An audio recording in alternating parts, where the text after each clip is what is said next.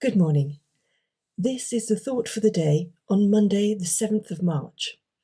I'm reading from Paul's letter to the Galatians, from chapter 3, verse 23 to chapter 4, verse 7, and I'm reading from the New International Version of the Bible. Children of God, before the coming of this faith, we were held in custody under the law, locked up until the faith that was to come would be revealed. So the law was our guardian until Christ came, that we might be justified by faith. Now that this faith has come, we are no longer under a guardian. So in Jesus Christ, you are all children of God through faith. For all of you who are baptized into Christ have clothed yourself with Christ.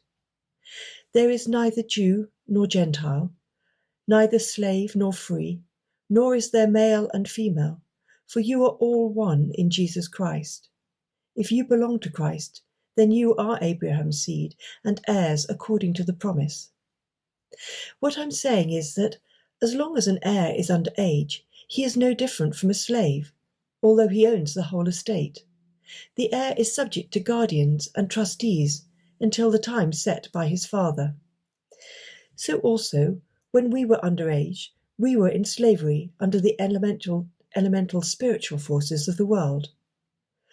But when the set time had fully come, God sent his Son, born of a woman, born under the law, to redeem those under the law, that we might receive adoption to sonship.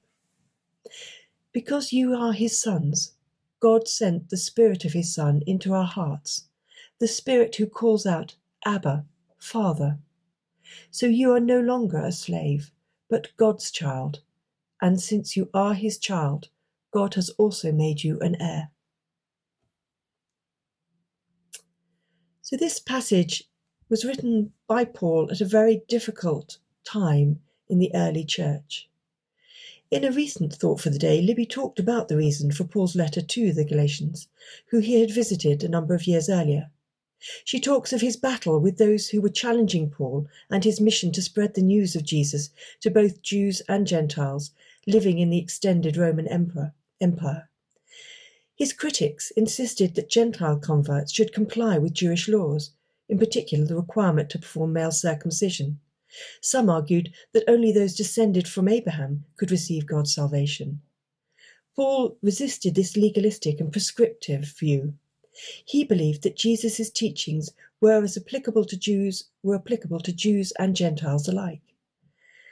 In this letter, Paul is sharing with the people of Galatia, or Turkey as we'd refer to it today, his conviction that salvation does not mean following prescribed practices or the repetition of certain acts or words.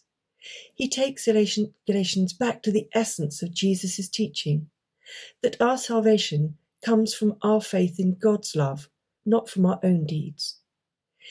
He grapples with the distinction between the Jewish laws and traditions which were prescribed in the Old Testament, and which as a Pharisee he would have been very familiar with, and the message of universal salvation that Jesus preached.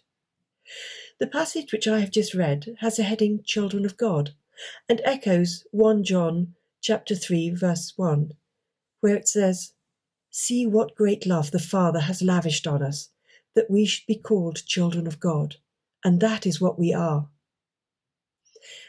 In his letter, Paul expands on what it is to be the children of God, and how Jesus has fundamentally changed our relationship with God.